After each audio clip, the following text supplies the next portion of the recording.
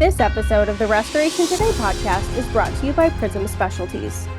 Prism Specialties proudly provides a robust range of specialty restoration services to help those affected by a disaster and other unforeseen damages. Whether it's residential or commercial, Prism Specialties delivers effective recovery solutions to help contractors, adjusters, and the insured. Prism offers expertise in restoring electronics, art, documents, textiles.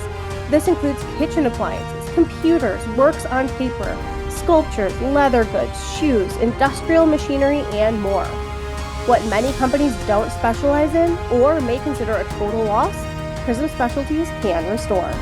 So when life needs an expert, call Prism Specialties at 888-291-5905 or visit prismspecialties.com to learn more. Hello, restorers. Thanks for checking out this fresh episode of the Restoration Today podcast. Today, I have a very special guest with me. I'm excited to have Joshua Woolen on today, and he and I have emailed back and forth, and he's written articles, and we've known each other for a while now, but this is the first time having him on the podcast. Josh is a great resource for the industry. He has a lot of history in being a consultant and working for companies like JS Held and COIT and Interstate and some other companies that we're all familiar with, but he is also a veteran. He served for, I think, over 18 years in the military and just has, I think, a cool story that we're here to talk about and share and hear kind of his insights on the industry as well, coming from the consultant side and all the changes that our industry has gone through, all of those things. So Josh, thank you so much for being here. I am going to toss it over to you first to just kind of introduce yourself and share a little bit about your background. Sure. I spent just over 22 years in the military. Most of it is Marine Corps time.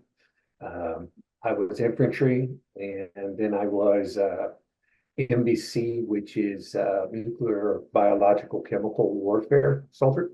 So in the civilian world, that's basically like a CIH.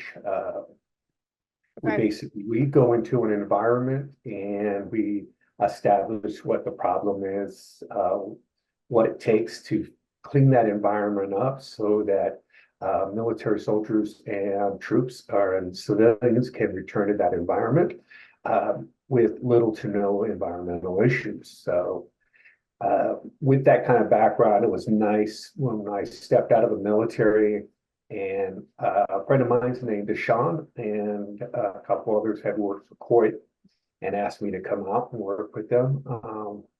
Great Powers and them at COIT has a really great training package. Especially when I first joined, they allowed me to go out and do stone cleaning and other textile cleanings, draperies and trees on site, as well as back at their plant in San Francisco. They have a real nice state-of-the-art cleaning plant for the finer rugs and the older rugs that you really can't just clean on site because they're so sensitive. So I got to do a lot of that, as well as started doing restoration work. And the embassy experience gave me an advantage over most because of the fact that we learned to, decontaminate and clean an environment and restore it so that operations can be performed in those environments and stuff like that. So I got to do peacetime, and I've gotten to do military combat action overseas.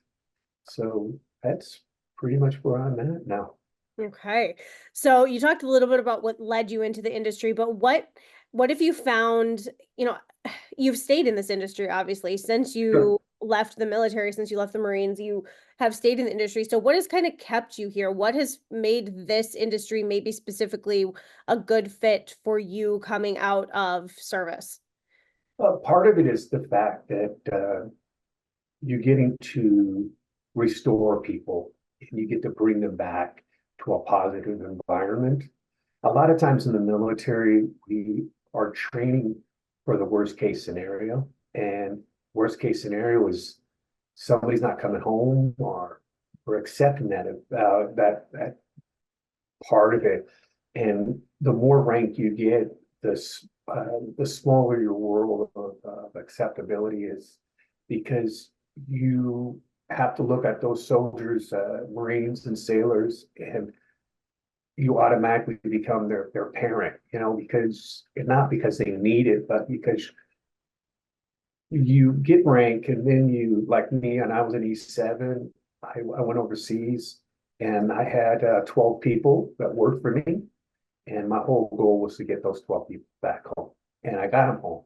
But that's kind of what led me to stay in the industry, is because there's that privilege of restoring somebody, and seeing the excitement on their face when they get to see that their house has been returned from a flood damage, or from fire damage, or mold damage, or even an HVAC damage. So yeah, that's what kept me here. And then Interstate gave me a great opportunity to step up and learn more on the large loss disaster work. People like Brian Woolley and Patrick McCarty really were great. They saw an opportunity in me, and I saw an opportunity in them, and it was a good relationship. And then I grew. One day, consulting, I saw that the contractors really weren't getting a representation. They were getting a lot of pushback for all kinds of weird things. And I wanted to know why, and I wanted to learn and understand that. So I went to work for Hillman, and Tammy Lomax there. She was really good, and she has patience. That woman has patience. I'm telling you, God gave her patience, because she dealt with me on all kinds of ways, either holding my hand or wanting to hit me in the back of the head with a book, because, I'm so hard-headed at times. But she taught me a lot, about making pulling the samples, and how to prepare them, and how to present them. And so I learned that some of the pushback was on the sampling methodologies. So I got to learn all of that. And then I was at at the end where I was learning. So I went ahead and stepped away, and I went to work for JS Health, and learned a lot from different people there. Had a time to run into Sarah Rayleigh and Rachel Adams. The queen of mold is Rachel. No one knows more about mold than Rachel, right? But I had an opportunity to work with both of them and learn a lot more about the pushbacks. And then I felt that contractors as a whole don't really have somebody that will work beside them at the start of the project to the end of the project. It's not about a book. It's not about a document or an article that can be written. It's something that you have to do with the contractor, because you have to have that experience. You have to understand why a project manager getting up at 2 o'clock in the morning is setting equipment one way at the initial of the project, and while they're rearranging everything after that initial load up, and they're getting into the drying and understanding all these drying procedures. And a lot of people that are third party don't understand. You're on your third job that day. And so seeing that from my own personal experience, I had a long day working for COIT one time. I think it back, and the day started at 2 in, and I didn't get done until almost 7 that night. A long day. Yeah. And so during that day, I still have the notes of that day, of that job, full, up in a picture frame in my office here.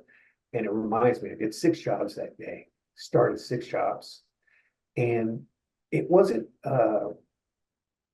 it's just because I wanted to do it, but I wanted to know why those, and so I look back to those notes and think back. And then when I talk to third parties, I ask them, when they walk us through a project, and then they say, hey, Josh, you're going to do the drying this way, or you're going to do the cleaning this way because we want to tell you this is how you're going to do it because this is the only way you're going to get paid. I found that 90% of the time when you look at them and you ask them, what certification do you have? And they have all the certification, but what they don't have is the experience. And they don't understand that within, say, the S500, for example, S500 is a great example of, it gives you multiple scenarios on how to set up the air movers. There's two procedures, right? There's two procedures on the dehumidifiers, regardless if they're the desiccants or whatever. And then even the S520, I've had the opportunity to help out with the S500, be part of the CD there, and be part of the CD in the S520. And even this recent edition, even the old edition, most people don't understand is that the third parties don't get is that it actually doesn't say to cut it out. It says to clean it first and then evaluate the environment. Then the second thing is if you have to cut it out, do so with appropriate procedures. And then the third phase of that cleaning is just, you can't take it out because of security reasons. It's a structural piece or whatever. You have to do an in-place cleaning, and then you've got to do all this stuff. Most third-party people don't understand that. And they're just, they go in and because they don't have an experience of doing the work physically, they intend to either give the contractor a blanket check, do whatever they want because they don't know. And they don't know how to have a conversation with the contractor. Or two, if they're telling the contractor how to do everything based on somebody's article, based on what they saw at a 3-day dry out. As you already know, Michelle, being around in this industry as long as you've been, you understand that it's not just a simple put an air mover in one place and put a dehumidifier down. You know what I mean? Yep. So that's what's kept me here. And that's what brought me to step away from everything and reevaluate everything because I felt like I was losing sight of wanting to help the contractor and be with the contractor. I missed that work relationship. So then I started EGA-Commissioner based on the government documentation of what a commissioner is. And the US government as a whole, regardless of what agency they are in the government, commissioners are people that take the environment that has discrepancy and they take the equipment and they make it to where those they collaborate with each other in the sense that you can use the building's HVAC system to heat up the building and have your dehumidifiers function on doing just moisture extraction and taking the load off of the dehumidifier and allowing it to just be a dehumidifier. And it allows the air movers to draw some of that warm air from the HVAC system and spread it out and help dry out the system. But also most HVAC systems will burp themselves in a way that releases some moisture in the air. So that's, a great thing about some of this drying science and applying like, Ken Larson talks about vapor pressure a lot. And there is a lot of discussion about vapor pressure. And I think our industry is going that way and it's going to go there real quick. So, but yeah, that's pretty much where I'm at. Okay.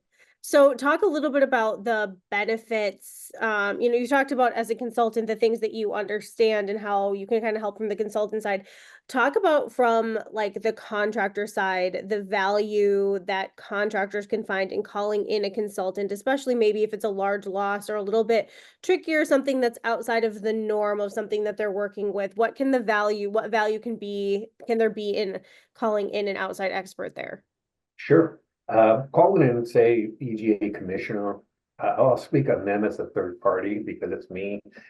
But the benefit is that when you bring me in, you're bringing in all the experience and the exposure that I have. So I understand what the pushback's going to be about. But being a third party, it validates whatever the contractor is doing. And then I'm also able to let the contractor know that what some of the industry standards are and help them understand and further their knowledge and their exposure to the standards so that they can learn to protect themselves. After all, no one can argue with the standards. I mean, you can try all you want, but it doesn't work well. But the thing is, the benefit is that as a third party, I'm there from the start, so I can pull a sample and validate the category or what the condition or what the classification is of the environment, and I can have that document readily for other people, whereas most contractors don't have the ability to collect samples and send them to a lab and read the data, interpret, and then write a letter saying this is what the environment was like. This justifies why we did a Cat 2 or Cat 3 loss. So the benefit is that you get somebody who has knowledge of the industry, somebody who's helped write CB standards, and somebody who understands what the industrial hygienist is going to be asking about, as well as, say, a company like, that wants to push back. And, there's plenty of companies out there that do that, so I'm not going to start naming one because then I have to name them all. But yeah, so then, I can explain why the pushback is going to be given, but I can also explain how we can fix that pushback. And what do you tell contractors who are like, well, I would call in a third party to help with this, but I don't want to pay for that? Well, that's an interesting thing because the same way they justify paying for a third party for the insurance carrier is the same way that a contractor can justify paying for a third party like myself, because we can be brought in as a drying specialist, we can be brought in as an environmental specialist, and those pretty much cover everything that we do as an industry. Because as a drying specialist, I can dry out, I can assist in the drying, but also with an environmental, I can establish mold in the fire environment and HVAC issues and concerns. So, and there is a line inside of Xactimate for that, as well as there's an acceptable position within the T&M for a third party that does drying specialists and stuff like that. So a lot of them don't want to bring it in because they don't know if they're going to get reimbursed for their money, and that's a good thing. It's a scary thing, because it is expensive. But what it is that it's a simple acknowledging that pushback at the beginning. Mm-hmm. When those companies are on site, you make it clear to them that, hey, look, what you're doing for the insurance carrier, I'm doing it for the contractor. And the contractor is billing me out for this position at this rate. And this is what you're being billed out. And this is how they're justified. So because of my background, I now have that exposure and that knowledge, and I know how to fight that without fighting it, just by writing a simple paragraph and putting in there that EGA-Commissioner was on site. They assisted us with adjusting the drying equipment and drying the environment. And, so it's easy to adjust with me versus other third parties. Okay. So let's talk about kind of the industry as a whole, because you've been here for a while and had a number of positions and worked on jobs kind of all shapes and sizes. So yeah. What are some of the big things that you're seeing affect the industry now? And I'm also curious, maybe what the biggest changes that you've seen since you joined the industry to today, like the biggest thing that's different. Biggest thing is I joke around and I harass Millie as much as I can, Millie Washington, because when she first came in here, she separated our standards of care, right? She took away the blue portions, we all look for the blue portions of the all the S standards, right? Because that was kind of like the little answers to everything, right? And she took that away, and she brought us as an industry, as an industry person, she's brought us into that standard of care where we're focusing on the standards of care now. And we're able to start, because of that standard of care, because of what Millie's done, we're able to start uniforming what all of our instructors are teaching and what all of our instructors are testing. IRCRC is testing for RRA, even as, for example, able to have more sequence instructors teaching and doing that stuff to where they can almost teach RRA can teach an IRCRC class, or an IRCRC possibly can teach an RRA class, but because of the commonality of the standards themselves. And I'm not saying that Millie is the only one that did it, but when you look back at it, she kind of was the head of that kind of movement. And I know Brandon and Mickey Lee and a bunch of others in the behind the scenes really helped with her. But I see that the industry has taken that step forward in consistency and standards, and now our industry is moving to more uniformity, and it's nice. It's more practical for all of us, right? So, and then I see that those standards are going to get more and more value to the field restorer, and not so much for anyone. It's going to be more about empowering that restorer, but also give the third party person an idea of how to calculate air movers and what established the stage you're in for drying and stuff like that. So. Okay. All right. Okay. One of my favorite questions to ask in any podcast, especially for a veteran in the industry, is a favorite story. Share a favorite industry story from the time. It could be a job that you were on, an interesting loss, whatever that may be. All restorers have interesting stories and interesting losses. So this is a favorite. Well, my mother-in-law is not going to see this, so I can tell you this story. All right. This one's going to be good, right? That is going to be good. Mother-in-law, I'm here for it. So I was working for a restoration contractor, and it was a long day. And I was on my eighth job for the day. I was helping a friend of mine's, a gentleman named Mark Wood, start up a Serpro in Southwest San Jose. And Mark had called me and said, "Hey, we got this one job. Can you go to it?" And by the way, the insured is a handful because they've had several other contractors out there and they haven't been successful, right? Okay. So my story of my mother-in-law was that she was already difficult, right? I get there, and I try to be as sympathetic to her as I possibly can. But there's also the military side of me. So sometimes that comes out of me, and I will just tell people to shut up. And I turned around and looked at her. I said, "You need to stop. If you want me to help, I need you to stop. Okay. What do you do for a living?" And she told me she does admin finance stuff. I said, "Okay, well, when we're in the admin finance phases of things, we will come to you and you can help us. But right now, my job is to dry you. Okay. And I can't do that because you don't want me to do it. So tell me what needs to be done." And so we worked through it. And basically she was like, "Okay." And then like 2 hours into the job, she tells, after I got all my equipment set up and I'm all ready to go by myself, and I'm ready to walk out the door, and she says to me, "Oh, you got to meet my daughter."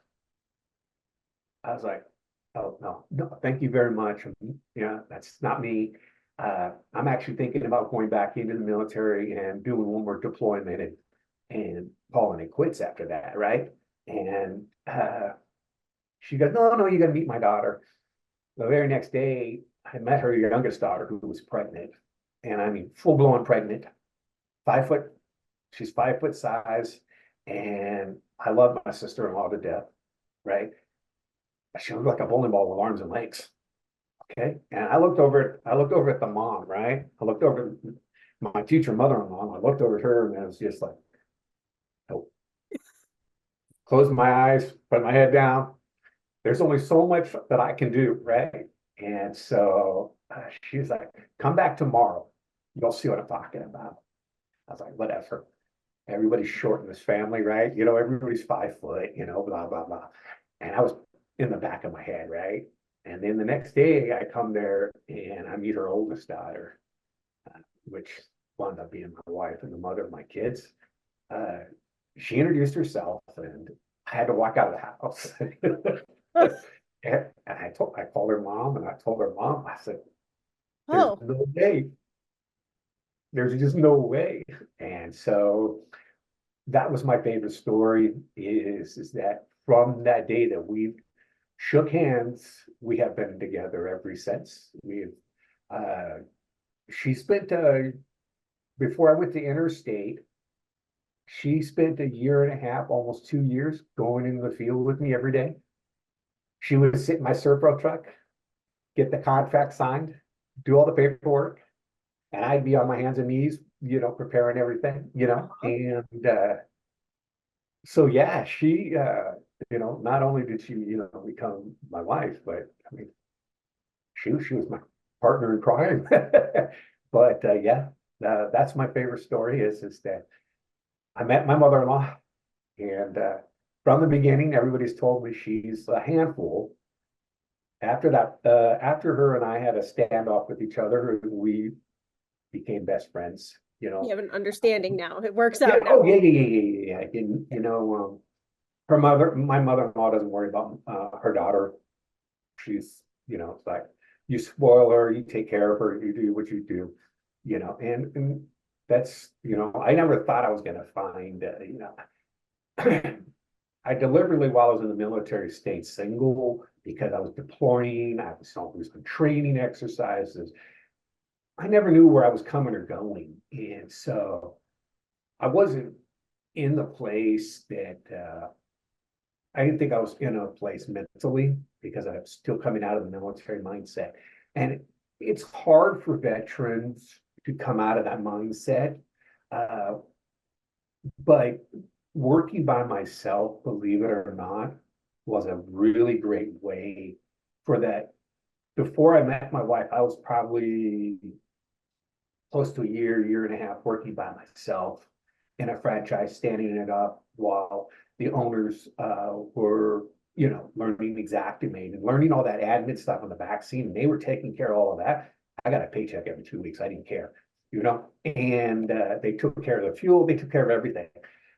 So working by myself for that first year and a half for me was really nice because it was like a detox, you know. Hmm.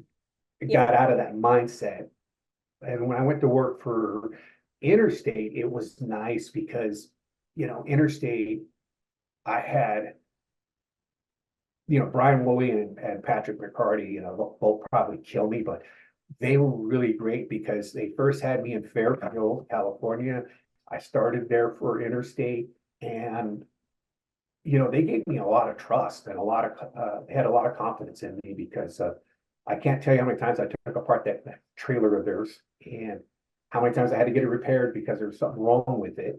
And, you know, but you know, I took accountability for that trailer and all the box trucks and everything. And then they brought me to the East Coast. And, you know, again, they gave me that same confidence. They gave me that same, you know, this is going to be your home until you decide otherwise. And working for Interstate was nice because I got to work with one or two project managers or supervisors at the time. And then I had, you know, anywhere from on average, about 5 to no more than, I think I had up to 30 people at one time working for me, but I had enough supervision for all of them. And so it was nice that that work was taken care of by them. And I was able to step back in and work in a platoon size for the military platoon. For us is anywhere from 4 to 12 people.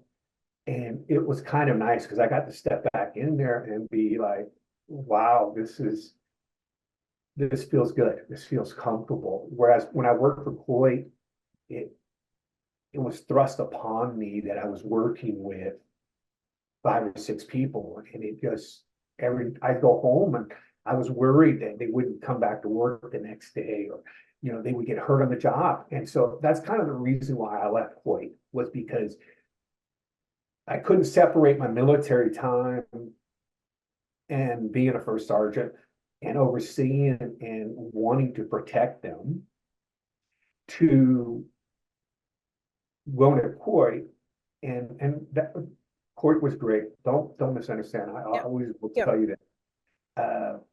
But it was hard for me because the platoon size, and I couldn't separate, and it just got overwhelmed to me. That I would go home shaking, I'd be in tears, I'd be in cold sweats, I wouldn't eat and stuff like that. And so I just had to step away. And then COIT or Interstate gave me that opportunity to the franchise gave me that opportunity to and realize that I miss working with people, and I would love to have people around.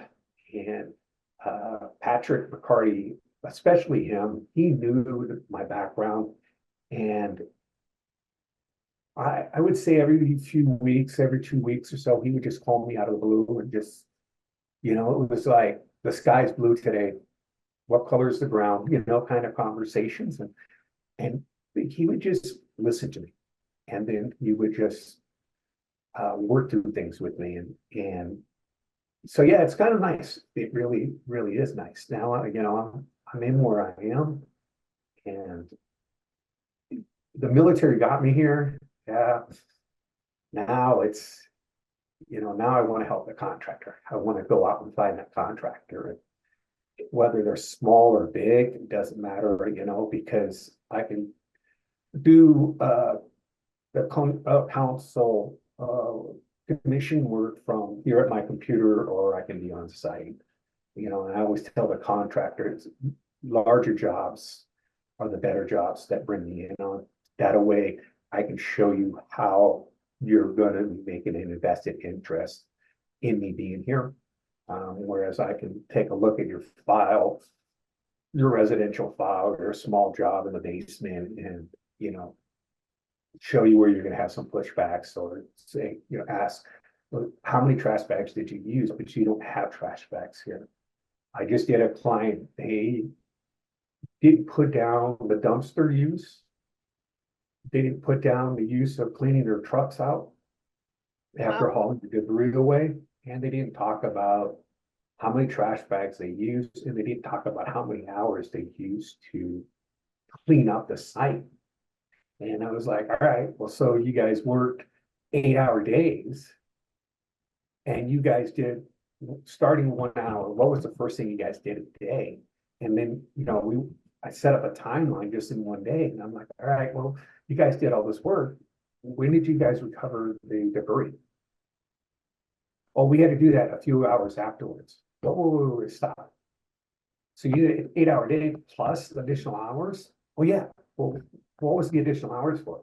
Well, we had to bag up all our debris and put it in the back of our truck and take it back to the shop and unload it. I said, well, aren't you billing for that? Well, we always try to bill for it, but we get a pushback for it. Well, no, you don't. You shouldn't. That's where I come in, and I end up helping them. And they actually left almost just shy of $75,000 off their bill. Yeah, so it's things like that I billed them $5,000, but I don't think they were crying when I was giving them my invoice. You know what I mean? Yes. But yeah, that's the kind of things I do now. So yeah. Perfect.